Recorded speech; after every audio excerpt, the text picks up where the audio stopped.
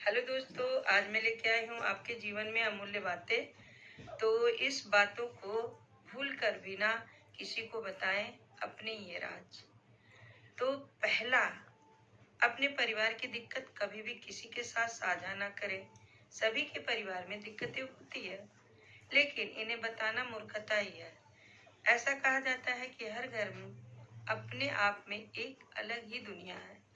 इस दुनिया में जो कुछ भी है वह बाहर नहीं प्रकट करना चाहिए। घर की लड़ाई झगड़े और समस्याओं के बारे में किसी से बातें करना भले ही बड़ा राहत भरा लगता हो, लेकिन कई बार यह मुश्किलें और बढ़ा देता है। जितने ज्यादा लोगों और जितनी बार इन समस्याओं पर चर्चा होगी, समस्याएं न उतनी ही बढ़ती चली जाती है। नंबर 2, चाहे कोई आपका कितना ही भरोसेमंद क्यों न हो, आपकी कमजोरी किसी के साथ शेयर न करें। जिस तरह अपनी कमजोरी किसी को नहीं बताते, उसी तरह अपनी ताकत भी लोगों से छुपा कर रखनी चाहिए। नंबर 3, हमें कभी भी किसी भी शख्स को अपनी भावी योजनाओं को नहीं बताना चाहिए, चाहे वह कितना भी करीबी ही क्यों ना हो। हमें पता नहीं होता कि समय के साथ उस शख्स के साथ हमारे रिश्ते में कैसे बदलाव आ सकता है। नंबर 4, आपका प्लान आपका ही प्लान होना चाहिए। कोई आइडिया परफेक्ट नहीं होता, और अगर आप किसी को अपना आइडिया बताते हैं तो शायद आप आलोचना का शिकार हो जाएं, या फिर कई बार ईर्ष्या की वजह से सामने वाला शख्स आपके प्लान को पूरी तरह से नकार दे तो आप हतोत्साहित हो जाते हैं। जब तक आपके प्रोजेक्ट अंतिम चरण में ना हो, तब तक बिल्कुल भी किसी को ना शेयर करें।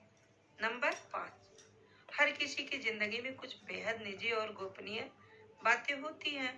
इन बातों को हमेशा खुद का ही सीमित रखना चाहिए। और आपका जो नींद है ना, और खाना और सेक्स से जुड़े जो भी मुद्दे हैं, उन्हें जाहिर करने की कोई जरूरत नहीं होती। नंबर 6, अपनी उदारता। अगर आप किसी के सामने अपनी उदारता की सेखी बघाड़ते हैं ना, तो इससे बुरा कुछ नहीं है। इससे आपकी बहुत किरकिरी हो सकती है। अपने उदारतापूर्ण कार्यों का बखान सामने सबके कभी नहीं करें। नेकी कर और दरिया में डाल दे। ऐसे लोगों से सावधान हो जाइए जो आपसे खुद कर कुछ बातें पूछ लेते हैं। नंबर 7, छोटी मोटी समस्याएं जीवन में चलती रहती है। पति पत्नी का संसार व्यवहार गोपनीय रखना चाहिए। बहुत से मूर्ख लोग अपनी पत्नी के साथ उनका व्यवहार कैसा है यह भी दूसरे से बताते रहते हैं। आप अपने परिवार की बातें हमेशा गुप्त रखें। सुनने वाले तो मजे लेकर हट जाएंगे, लेकिन आप पछताएंगे।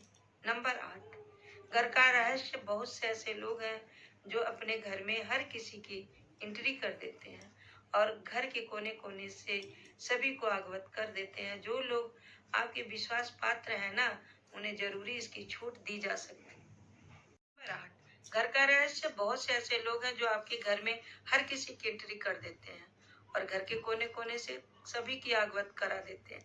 जो लोग आपके विश्वास पात्र है ना, उन्हें जरूर इसकी छूट दी जा सकती। लेकिन हमने देखा है कि बहुत से ऐसे लोग भी आपके घर में न घुसकर उसे देखना चाहेंगे जिनसे आपका कोई खास संबंध भी नहीं है। हालांकि जिस पर आप विश्वास कर रहे हैं ना, वह कितना सही है यह भी देखना बहुत जरूरी हो जाता है। नंबर 9, आपका धन लोग जानना चाहते हैं कि आप कितना कमाते हैं। यदि आप सीधे साधे नहीं बताएंगे तो ये लोग दूसरे तरीके से पूछताछ करके अनुमान लगा लेते हैं। हालांकि आप अपने धन को जितना हो गोपनीय रखेंगे ना, आपके लिए ही अच्छा होगा। इसीलिए नहीं कि लोग कर्ज मांग लेंगे और फिर लौटाएंगे, नहीं, इसके और भी कई कारण हैं। धन को अपने परिचित या रिश्तेदार से गोपनीय ही रखने की सलाह करें, लेकिन ध्यान रखिए कि अपनी पत्नी से गोपनीय रखें तो आपके लिए वही धन दुखदायक साबित हो सकता है। नंबर 10, दान पुण्य। अपने जीवन में जो गुप्त रखोगे ना तो उसका लाभ मिल सकता है। गोपनीय दान देवताओं की नजर में रहता है और जिस दिन दान का बखान किया उसी दिन फल निष्फल हो जाता है। मंदिर में दान दें, किसी गरीब को भोजन कराएं या किसी भी प्रकार का पुण्य कार्य करें, उसका अपने मुंह से बखान कभी नहीं करना चाहिए। अपने इसे किसी के समक्ष जाहिर कर दिया जाए तो समझे वह खारिज हो गया है।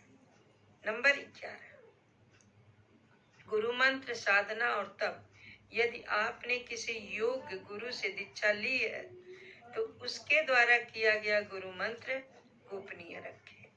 हालांकि गुरु मंत्र कई प्रकार के होते हैं, जैसे किसी ने आपको कुछ ज्ञान दिया या कुछ हुनर दिया। तो दोस्तों, हमारी वीडियो कैसी लगी लाइक कमेंट करके जरूर बताइएगा। फिर मिलते हैं अगले वीडियो में, तब तक के लिए नमस्कार।